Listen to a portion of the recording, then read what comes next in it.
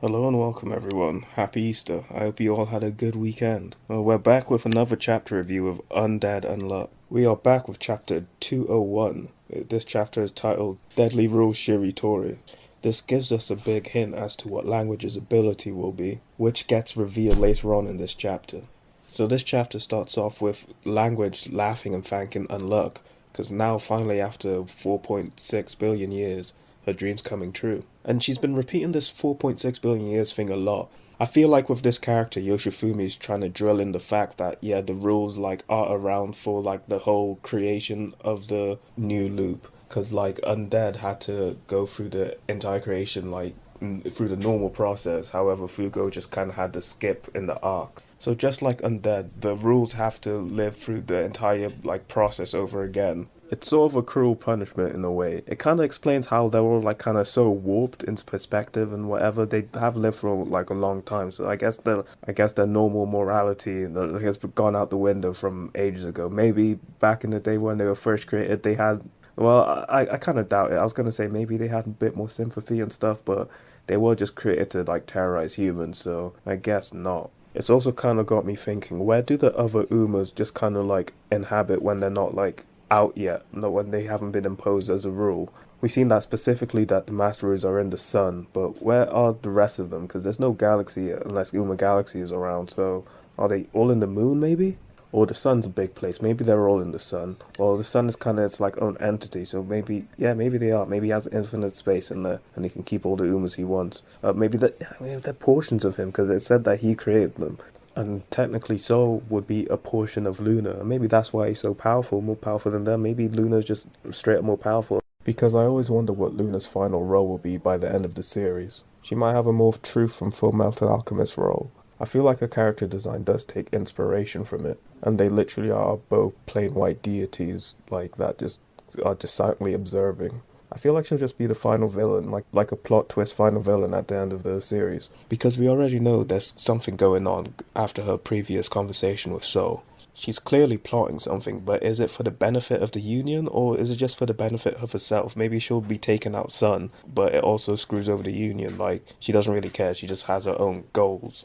But that'll just have to be a question for another day, because we're getting very far away from the purpose of this video, which is a chapter review. So yeah, Language is excited to fight against Unforgettable again, but Ichiko reminds her she won't let him manifest that ability again. He won't become unforgettable. Niko, who still can't hear Ichiko, just questions a game. If it's a linguistic game, he won't be any good at it. Which is hilarious considering that he beat her last loop, but I guess it's all because of his ability that he no longer has in this loop. So Language announces what this game is, and it turns out it's a game of shiritori.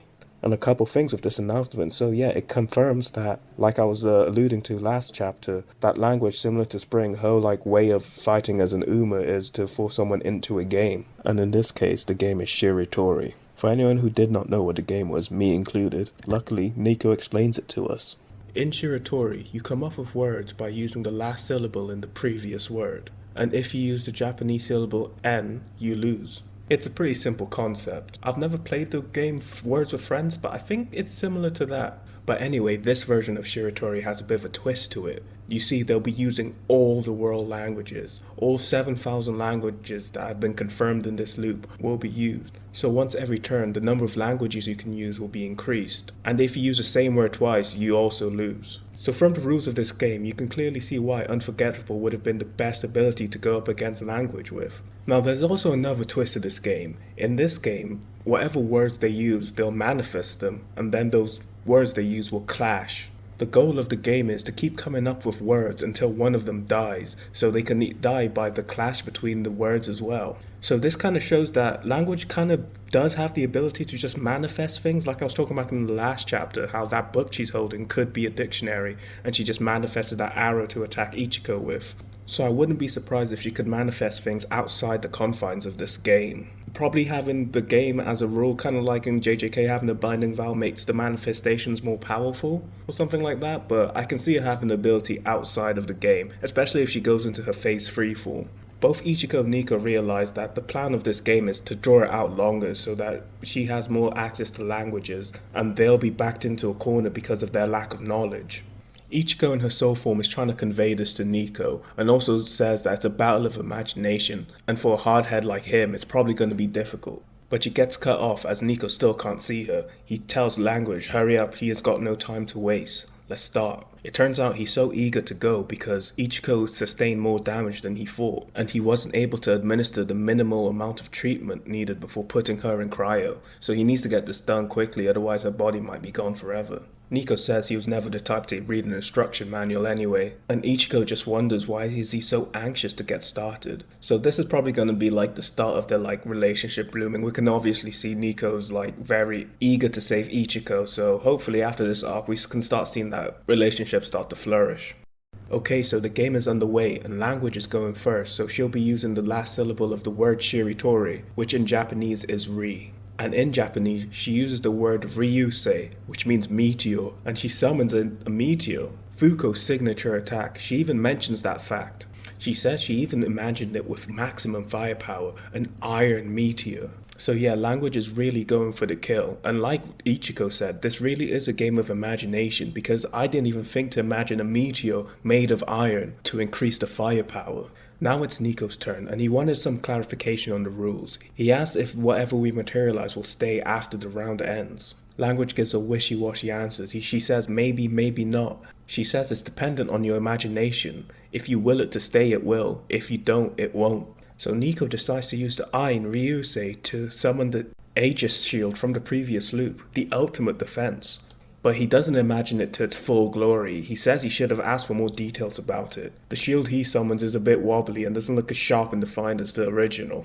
But it doesn't seem like the look of it really matters because the shield and the meteor clash and Niko survives. However, the shield does get broken and crumbles away. Language does mention that his mental image of the shape was vague, but he did come up with a clear mental image of its abilities. It's just a testament to his belief in his information source, Fuko. However, Language does also mention that Niko just kinda used his trump card from the get-go. He's used the ultimate shield. What else can he possibly summon?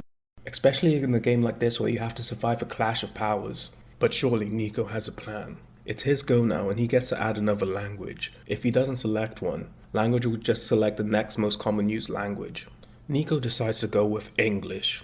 Niko decides to use S from the word Aegis and decides to manifest science. And it's science as he knows it. It's used in his imagination, so he summons his black orb floaty ball things and a bunch of other science equipment. Niko lets Language know that he's different to the Unforgettable that she knows. He's his own man. He's the longest serving member of the Union and the leader of the science division, and he'll defeat her his own way. It's Language's turn now, and she uses the word eruption. And it looks like the ground is, about to erupt. Niko instructs Ichiko to make more spouts so the eruption force is diminished, and he also tells her to prepare the refrigerant. He says she's better at it, and I assume she means controlling those black orbs. Ichiko uses the black orbs to do as Niko instructed, and I find it pretty cool that they found a way to allow her to be able to use the orbs while she's in a soul form. It kind of makes me surprised how Niko's still not able to see souls yet if he's manufacturing technology to interact with them. So they were able to successfully subdue the eruption. Niko says science was created to negate the world's rationalities. And Language responds, you can't make progress with means of negation alone. Now it's Language's turn. She decides to add the Ainu language. She decides to use the word kamuyum, which means lightning. Niko decides to use the word ma, which translates to wind in English. And what Niko's cleverly done here is use the wind to stir up the iron residue around Language, so that when the lightning comes in contact with the iron residue, it creates a dust explosion.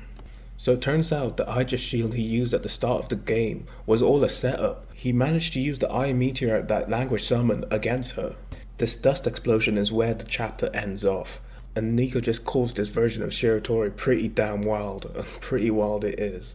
And yeah, that is the chapter. We're finally getting into this fight with Language, and I can't lie, I think I might be liking it a bit more than the Beast fight. I know it just started, but the way it's going, I can see it being so interesting. I can definitely see Niko finding some way to win, especially without Unforgettable, because like in the last chapter, I think this loop, Niko might just never get the ability Unforgettable, and I don't think it'll affect him that much. And speaking of Unforgettable, we can clearly see now how he was able to easily beat language in the last loop. A game of shiritori with someone who can never forget anything is gonna be a real ball ache. I mean, they're definitely never gonna lose by repeating the same word. And I'd like to see how that fight ended now that we know they manifest whatever word they use. Because in the flashback of last chapter, Niko is brewing up a cup of coffee. Did he beat language by using the word coffee? That'd be pretty insane. But that's it for me, guys. Thanks for watching, and I'll see you later.